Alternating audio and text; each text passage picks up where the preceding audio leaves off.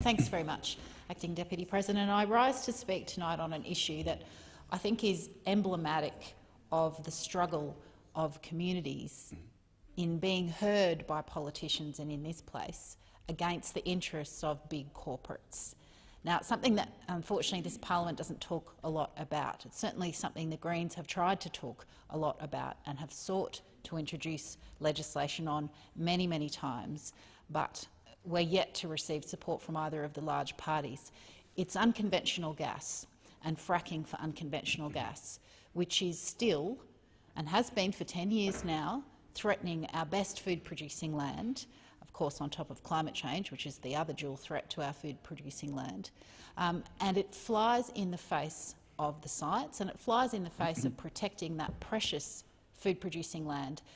Given that in Australia we're the driest inhabited continent on the planet and we have some of the worst soil on the planet, surely our food-producing land should be off limits for mining and gas activities.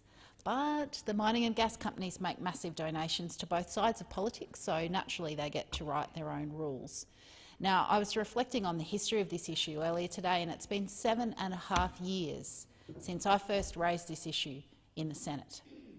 I introduced a bill to give landholders the right to say no to coal seam gas and to coal mines on their land. This is primarily to protect food-producing land, to protect the rights of traditional owners, and to make sure that our water table, water being our most precious resource in this country, isn't going to be contaminated by those fracking chemicals which are blasted through aquifers to break open coal seams to extract the gas, because this government doesn't realise that renewables could do the job. So 7.5 years on, and still we don't have any decent laws to protect the community or our farmland or our water or our climate from the impacts of coal seam gas and likewise shale gas and tight gas. Collectively we call that unconventional gas. So 7.5 years. Now, I introduced that first bill back in July of 2011. It got voted down. I introduced it again in 2013 from memory. It got voted down. I introduced it again in 2015. We haven't been able to bring that on for a final vote yet.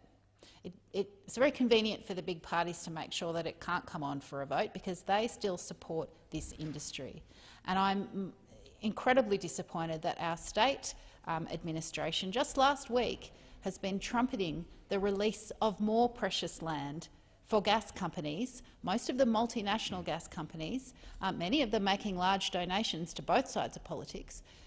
The state government has been trumpeting the release of more land to be opened up for fracking. It seems they've learnt nothing from the science, and it seems they continue to ignore the pleas of the community across Queensland who are sick of the health impacts. They're sick of the intrusion on their way of life and onto their land. They're sick of their groundwater bores dropping, sometimes by up to hundreds of metres. And they're sick of being ripped off by these companies that they don't have the right to say no to, trampling all over their land.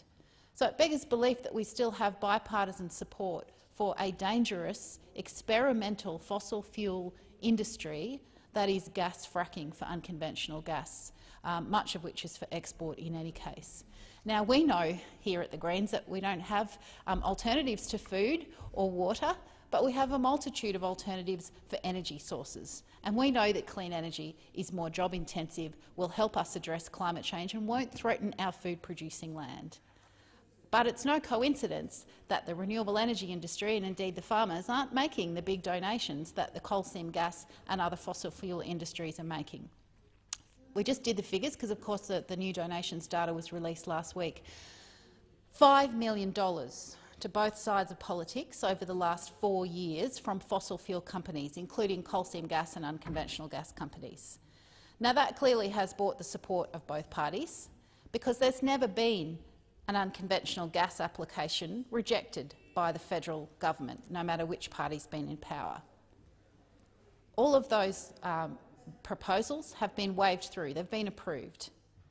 Now, I still remember back when we were fighting to get protection for water into our federal environmental laws. In fact, that was in August of 2011, a few months after I began the role of speaking for the community in Queensland. It then took another couple of years for us to convince one of the big parties, it was Labor in government at the time, to bring in that water trigger. And we welcomed that. It wasn't as strong as we wanted, but it was certainly a step forward. But the tragedy at that time was that about 2 weeks before they legislated the water trigger, the Environment Minister at the time ticked off on 2 of the big coal seam gas proposals. So it was very convenient that they didn't have to consider the water impacts, approved it, these developments, for companies that incidentally had made donations, and then 2 weeks later decided, oh, OK, we'll tighten up the laws now. Again, very cosy relationship that we see between the gas companies and both sides of politics. Now, you might think that the community would lose heart given the consistent approach of Parliament ignoring their needs and the big parties not listening to their concerns. But Queenslanders and Australians are strong and we are resilient, and we're fighters. We don't give up. And I want to tonight pay tribute to the strength of those communities who, despite having their health impact, their very ways of life impacted, often their farm profitability impact, their groundwater level impacted, despite facing all of these personal impacts on a daily basis from this industry. And I include in that, sadly, the loss of some of those family members, and I want to particularly mention the Bender family, who of course lost their father George several years ago now after the stress of dealing with one of these companies.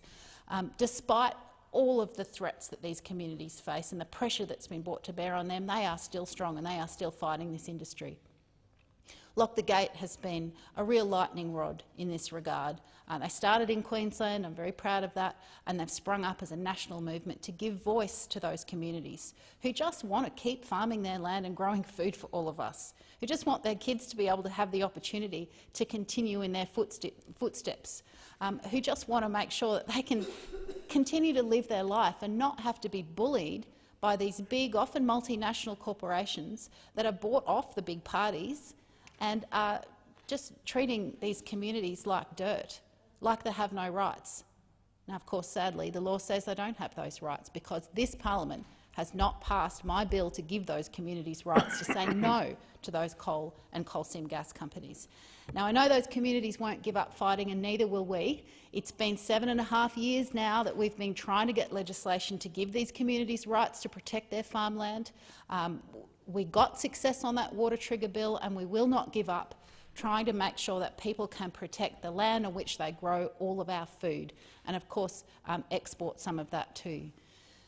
So this is simply a message of thanks to those communities that continue to stand strong against the pressure and the bullying and the awfulness of what this industry has been subjecting them to for years. And it's once again a call to the big parties to please stop letting the dirty donations that flow into your re-election coffers cloud your judgment. And please stop letting those donations get in the way of listening to what the community is calling for you to do. And it's to protect their land, to safeguard their future, to protect the water that we all rely upon, and to make sure that we've got community cohesion and actually a parliament that works for people and that listens to the community and represents their interests. Surely that's what we're meant to be doing here in this place. So we won't stop talking about this. Of course, we've got an election coming up, folks, and I hope to be still talking about this issue in the next term of Parliament. But if I'm not, there will be other Greens in this place that will continue to talk about coal seam gas and unconventional gas. We will proudly continue to be the voice for communities against multinational fossil fuel companies that want to pillage their land because they've made very big donations to the major parties and they've bought the policy outcomes that suit their corporate profits, but that rip off and ignore communities. So I look forward to continuing the work that we started 7.5 years ago. I do hope that ultimately we will see some success here because communities deserve that. They deserve decent representation, and our democracy deserves to be run by people, not by the interests of big donors. We saw with that donations data released on the 1st of February the extent of corporate influence over our democracy, and it's no wonder that the Australian community is fed up with politicians because they don't feel listened to anymore, because they can see that big money is influencing both the big parties. So not only do we want to clean up those donations laws, but we want to give communities the ability to protect their food-producing land, to protect the water and the climate that we all rely upon, and to just let them get on with living their life growing our food.